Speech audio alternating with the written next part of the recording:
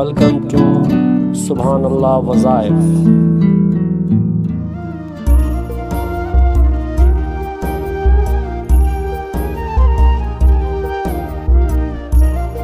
Bismillahirrahmanirrahim. As-salatu was-salamu alayka ya rahmatan lil alamin.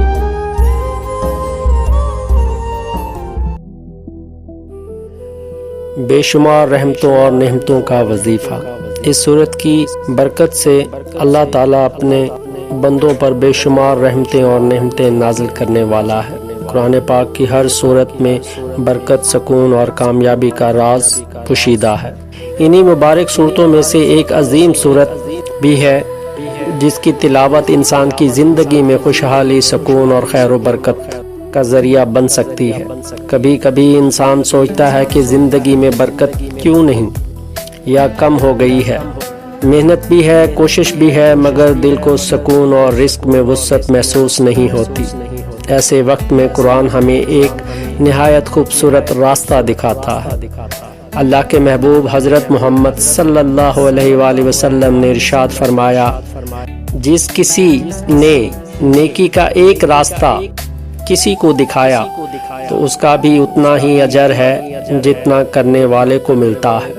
اللہ نیکیوں کو بڑھا چڑھا کر دیتا ہے، اس لیے خیر پھیلانا چھوڑو مت۔ ایک اچھی بات بھی صدقہ ہے اور صدقہ کبھی کم نہیں ہوتا۔ میرے عزیزوں، خیالات کی حفاظت کیا کرو، یہ الفاظ بن جاتے ہیں۔ الفاظ کی حفاظت کیا کرو، یہ اعمال بن جاتے ہیں، اور اعمال کی حفاظت کیا کرو، یہ کردار بن جاتے ہیں، اور کردار کی حفاظت کیا کرو، یہ پہچان بن جاتے ہیں۔ مشکلیں جتنی بڑھیں گی تم اللہ کے اتنے زیادہ قریب ہو جاؤ گے، اور جتنے اللہ کے قریب ہو جاؤ گے مشکلیں اتنی ہی چھوٹی ہوتی جائیں گی۔ اللہ تمہارے لیے غیب سے ایسے وسیلے اور راستے بنائے گا کہ تم حیران رہ جاؤ گے۔ کہا جاتا ہے کہ جو شخص یقین کامل کے ساتھ اس صورت کو اپنا معمول بنا لے، اللہ تعالیٰ اس کے رزق میں وسعت پیدا فرماتا ہے، دل کی پریشانیاں کم ہو جاتی ہیں اور زندگی میں آسانیاں پیدا ہونے لگتی ہیں۔ یہ صورت انسان کے حالات کو سنوارنے اور گھر میں رحمتوں کے دروازے کھولنے کا سبب بنتی ہے۔ اگر آپ چاہتے ہیں کہ اللہ کی بے شمار رحمتیں اور نعمتیں آپ کی زندگی میں آئیں، گھر میں سکون ہو، رزق میں برکت ہو، اور آپ کی آنے والی نسلیں بھی خوش بخت ہوں، تو قرآن پاک کی یہ ایک چھوٹی مگر بہت بابرکت صورت کو اپنا معمول بنا لیں۔ یہ ایک خوبصورت اور سبق آموز اسلامک واقعہ ہے جو رزق، برکت اور اللہ پر یقین کے بارے میں ہے۔ حضرت علی اور اللہ پر یقین کا واقعہ ہے۔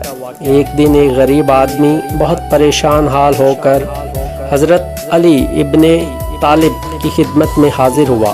اس نے عرض کیا، یا علی، میں بہت تنگ دست ہوں، گھر میں فاقے کی نوبت آ گئی ہے، مجھے کوئی ایسا عمل بتائیں جس سے اللہ میرے رزق میں برکت عطا فرمائے۔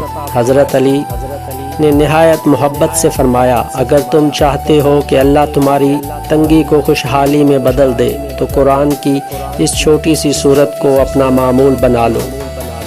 پھر آپ نے اسے سورۃ قریش پڑھنے کی تلقین کی اور فرمایا، یہ وہ صورت ہے جس میں اللہ نے اپنے بندوں کو یاد دلایا ہے کہ وہی رب ہے جو بھوک میں رزق دیتا ہے اور خوف میں امن عطا کرتا ہے۔ وہ شخص یقین کے ساتھ روزانہ اس صورت کی تلاوت کرنے لگا۔ کچھ ہی عرصہ گزرا کہ اللہ تعالیٰ نے اس کے حالات بدل دیے، اس کے رزق میں برکت ہو گئی، گھر میں خوشحالی آ گئی اور دل کی پریشانیاں ختم ہونے لگی۔ جب وہ دوبارہ حضرت علی کی خدمت میں آیا تو اس کی آنکھوں میں خوشی کے آنسو تھے۔ اس نے کہا، واقعی اللہ کے کلام میں بڑی برکت ہے۔ حضرت علی مسکرا کر فرمانے لگے، جو شخص سچے دل سے اللہ کے کلام سے جڑ جاتا ہے، اللہ اسے کبھی محروم نہیں چھوڑتا۔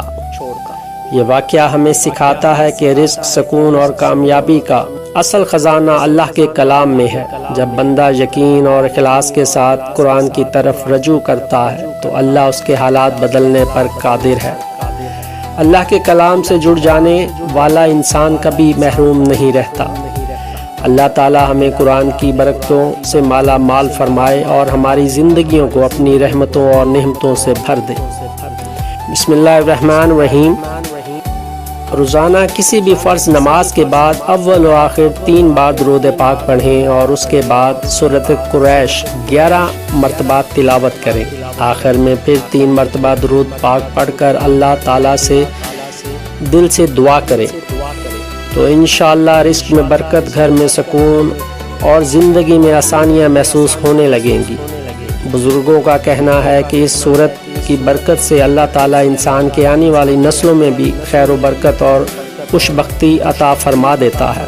میرے عزیزوں، اصل طاقت اللہ کی ذات ہے۔ جب بندہ خلوص نیت، یقین اور عاجزی کے ساتھ اللہ کو پکارتا ہے تو اس کی رحمتیں آسمان سے برستی ہیں اور بندے کی زندگی سنورنے لگتی ہے۔